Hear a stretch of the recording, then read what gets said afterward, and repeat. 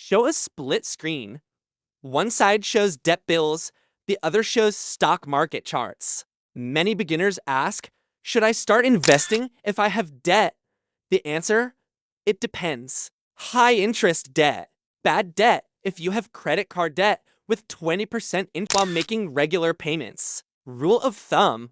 If your debt interest is higher than 7%, focus on paying it off first. Tip: set up a debt snowball or debt avalanche method to clear debts faster. Section 2, Introduction to Stock Charts. Show a simple stock chart with price movements. Alright, now let's break down how to read stock charts in the easiest way possible. 1. Price movements and Candlesticks stock charts track a stock's price over time. The most common way to see this is through candlestick charts. They tell you if a stock closed higher or lower than it opened. Green candles equals price went up, red candles equals price went down to trends and support. Resistance. Uptrend. The stock price is consistently going higher. Downtrend. The stock price is falling. Support. A price level where a stock tends to stop falling. Resistance. A price level where a stock struggles to go higher. 3 moving averages, MA, the 50-day MA, and 200-day MA are used to spot long-term trends. If the stock price is above these lines, it's often in an uptrend. Tip: always check the trend before buying a stock. Don't buy a stock just because it looks cheap. Section 3. How to use stock charts to buy at the right time. Show a simple chart with marked buying zones. You don't want to buy a stock randomly. Here's how to buy at the right time. Wait for a pullback. Stocks don't go up in a straight line. Buy when the price dips to support. Use our SI Relative Strength Index.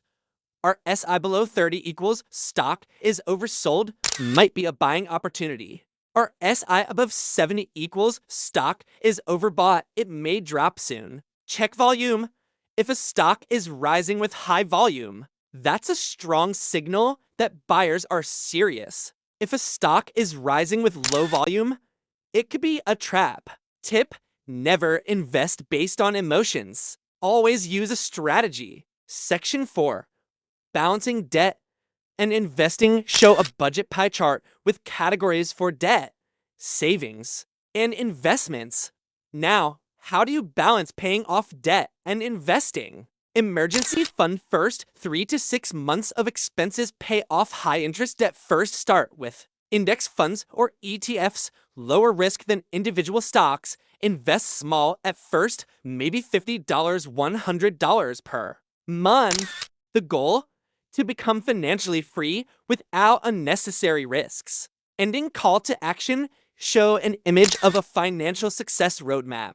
Now you know how to read stock charts. A&D: when to invest while handling debt.